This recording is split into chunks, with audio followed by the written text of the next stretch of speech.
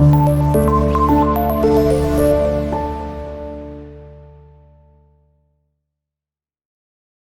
वालेकुम students, 9th class computer का हमारा आज का इस चैप्टर का जो इस एक्सरसाइज का लेक्चर है, इसके अंदर हम लोग सबसे पहले तो इसके एमसीक्यूज और fill in the blanks discuss करेंगे और उसके बाद फिर आगे मूव करेंगे हम।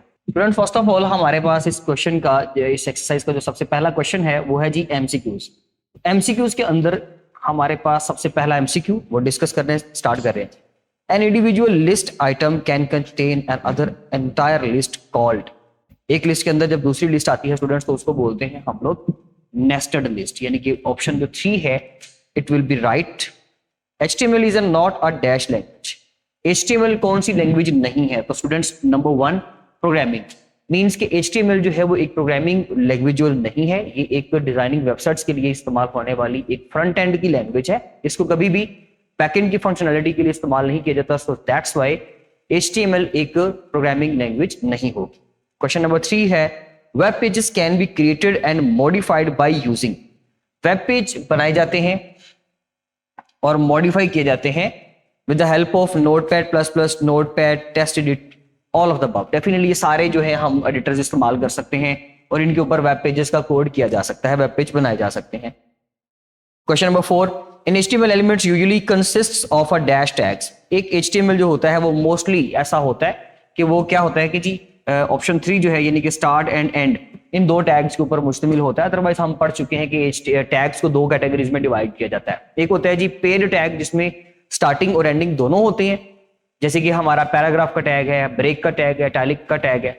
लेकिन कुछ टैग्स ऐसे होते हैं कि जिसमें जस्ट सिंगुलर टैग होता है, मींस कि उसकी स्टार्टिंग तो होती है लेकिन उस टैग को हम बंद या क्लोज नहीं करते, उसको वाइंड अप नहीं किया जाता। ऐसे टैग को हम लोग सिंगुलर टैग बोलते हैं। नेक्स्ट क्वेश्चन है हमारे पास, the element is the container for meta data, data about data. उसके लिए जो है हम कौन सा टैग यूज करते हैं? स्टूडेंट्स याद रखिएगा, मेटा डाटा के लिए हम लोग जो है हेड का सेक्शन इस्तेमाल करते हैं, तो इसमें पार्ट 2 जो होगा, सॉरी ऑप्शन नंबर 2 जो होगा वो इसका आंसर होगा। मींस के हेड का टैग एक ऐसा टैग है जो मेटा डाटा, मींस के data about data, extra links को ऐड करने के लिए, पेज का टाइटल ऐड करने के लिए, स्टाइलिंग करने के लिए, डिफरेंट लिंक्स ऐड करने के लिए हम लोग हेड का सेक्शन यूटिलाइज करते हैं। नेक्स्ट वन है जी हमारे पास, to save the HTML page you can use dash as file extension. तो आप कौन कौन सी एक्सटेंशन यूज कर सकते हैं? ऑप्शन डी होगा यहां पे राइट आंसर, ये होगा जी आपका क्वेश्चन नंबर 6 है। तो स्टूडेंट्स क्वेश्चन नंबर 6 का ऑप्शन डी यानी कि 4 आंसर होगा। मींस क्यों? क्योंकि भाई आप इसमें HTML और .html दोनों, .htm और .html दोनों इस्तेमाल कर सकते हैं। सो पहले दोनों आंसर्स राइट है, इसलिए डी ऑप्शन पे जब देखा, 4th ऑप्शन पे, तो वहां पे लिखा हुआ बोथ पार्ट 1 एंड 2, तो इसलिए हम 4th पे टिक करेंगे। There are dash of headings in HTML documents. तो स्टूडेंट्स याद रखिएगा जी, हमारे पास टोटल जो है वो 6 हेडिंग्स होती हैं, H1, H2, H3, H4, H5 and H6। So that's why इसमें पार्ट 3 जो होगा, क्योंकि वहां पे 6 ऑप्शन लिखा हुआ है। उसके बाद dash tag is used to display data in tabular form. Tabular form में यानी कि टेबल्स की फॉर्म में लिखने के लिए जो डाटा शो करवाया जाता है वो टेबल्स के जरिए से ही करवाया जाता है, उसके लिए टैग ही टेबल का होता है। इसलिए हम इसमें ऑप्शन 2 को टिक करेंगे, क्योंकि वहां पे टेबल लिखा हुआ है, टैग का साइन चाहे नहीं है लेकिन टेबल का वर्ड लिखा हुआ, इससे भी क्लियर हो रहा है, वरना ऑप्शन टू ऑप्शन ये चीज वेरी कर सकती है। उसके बाद स्टूडेंट्स क्वेश्चन नंबर 9 है जी, a hyperlink can be applied to image, text या बोथ। तो जी याद रखिएगा स्टूडेंट्स, बोथ के ऊपर, यानी कि इमेज भी हाइपरलिंक बन सकती है, हम लोगों ने पढ़ा हुआ है, और टेक्स्ट तो होता ही हाइपरलिंक, वो तो उसको भी बनाया जा सकता है, उसको तो बड़ा आसान है बनाना, इसलिए इसमें ऑप्शन नंबर 3 होगा। नेक्स्ट क्वेश्चन है, in body tag dash is used to make a picture of a background image of a web page. इनमें से कौन सा जी हम यूज करेंगे कि जिसके जरिए से बॉडी के अंदर, बॉडी टैग के अंदर is used to make a picture of a background. तो इसके लिए हम लोग BG जो है इमेज वो भी नहीं यूज कर सकते, बैकग्राउंड भी नहीं यूज कर सकते। सिंपल इसके लिए बैकग्राउंड का जो ऑप्शन होगा हमारे लिए क्वेश्चन नंबर 10 का पार्ट 2, यानी कि बैकग्राउंड का जो होगा एट्रीब्यूट स्टूडेंट्स वो यूज करेंगे, या मतलब उसके लिए आप उसके लिए वैल्यू डेफिनेटली असाइन करेंगे और पिक्चर की वैल्यू असाइन करेंगे। तो इस तरीके से हम पिक्चर्स ऐड कर सकते हैं बॉडी के टैग के अंदर बैकग्राउंड का वर्ड एज अ एट्रीब्यूट लिखकर। तो स्टूडेंट ये था आपका क्वेश्चन नंबर 1। हमारे पास नेक्स्ट क्वेश्चन है जी क्वेश्चन नंबर 2, जिसमें फिल इन द ब्लैंक्स है। Dash make a cell span more than 1 row. ऐसा कौन सा टैग है जो बेसिकली हमारी जो सेल स्पैन कर देता है मोर देन 1 रो? तो मोर देन 1 रो के लिए हम लोग रो स्पैन यूज करते हैं। क्वेश्चन नंबर हमारे पास 2 है, उसका नंबर 1 हम कर रहे हैं जी। तो fill in the blanks. Multiple rows, जैसे कि सपोज जी रो स्पैन करने का मतलब ये है बेसिकली इस तरह से कि आपके पास एक रो आपने स्पैन कर दी है, कॉलम आपके पास अभी भी नीचे दो बने हुए हैं, ठीक है जी। तो इस तरह से रो स्पैन, उसके लिए हम लोग रो स्पैन स्टूडेंट्स इसका लिए ऑप्शन यूज करेंगे। मैं यहां पे लिख भी देता हूं रो स्पैन। नेक्स्ट है हमारे पास by clicking on special text called which bring you to the next page. किस टेक्स्ट को? हाइपर टेक्स्ट को। अगर हम हाइपरलिंक या हाइपर टेक्स्ट को क्लिक करते हैं तो डेफिनेटली हम नेक्स्ट पेज या नेक्स्ट किसी भी अपने डेस्टिनेशन पॉइंट पे पहुंच जाएंगे with the help of that hyper text. Students याद रखें। उसके बाद है जी question number 3, the dash attribute specifies the foreground colour of the web page. ऐसा कौन सा एट्रीब्यूट है जो फोरग्राउंड कलर को रिप्रेजेंट करता है? तो स्टूडेंट्स याद रखिएगा वो कलर का ही होता है।